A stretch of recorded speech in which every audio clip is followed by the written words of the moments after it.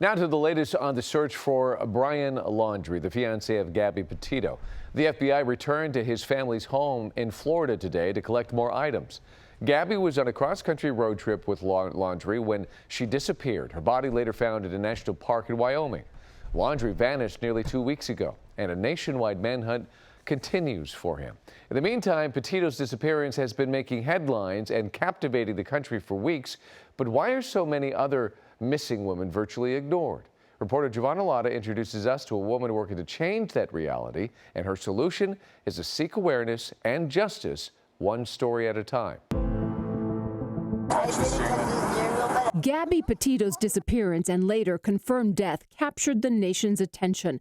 The search for her and now for the person of interest in her case still filling the airwaves. It's prompting many to wonder why the stories of missing and murdered women of color don't receive as much airtime. In the beginning, it was very difficult to get anybody's attention. Aisha Miller was 9 years old when her mother, Myrtle Hudson, dropped her off at school and disappeared. That same day, Aisha's 18-year-old sister, Willette, was found strangled and hogtied in the garage. For years, Aisha says police wanted to pin the crimes on her father. But nothing could link him to it. Because they couldn't get him, it seemed as if it went unnoticed. It wasn't until 22 years later that cold case detectives linked the evidence in the case to a prison inmate named Tommy Lee Stewart, who later confessed to killing Aisha's mother and sister. Much too long, says Aisha, and she blames law enforcement and the media for the delay. We're left to believe that our life or our families' lives matter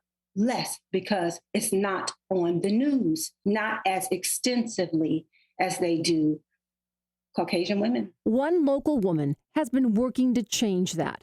Since 2018, Erica Marie Rivers, a journalist turned activist, has been telling the stories of forgotten, missing, and murdered Black and brown women on social media and a website she created called Our Black Girls.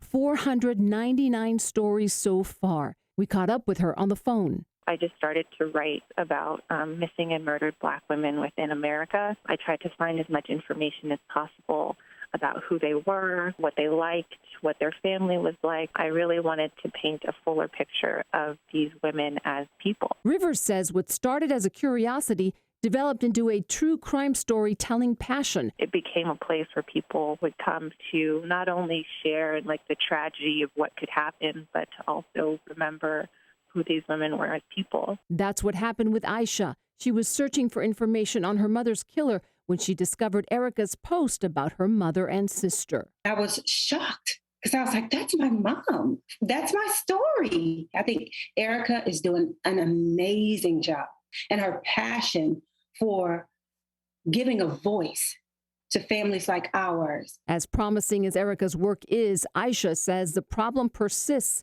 and it will take more than one person to right this wrong. The families are going to the police. We are saying, hey, listen to us. We are writing to media outlets, but nobody puts us on the front page. Giovanna Lotta, ABC 7 Eyewitness News.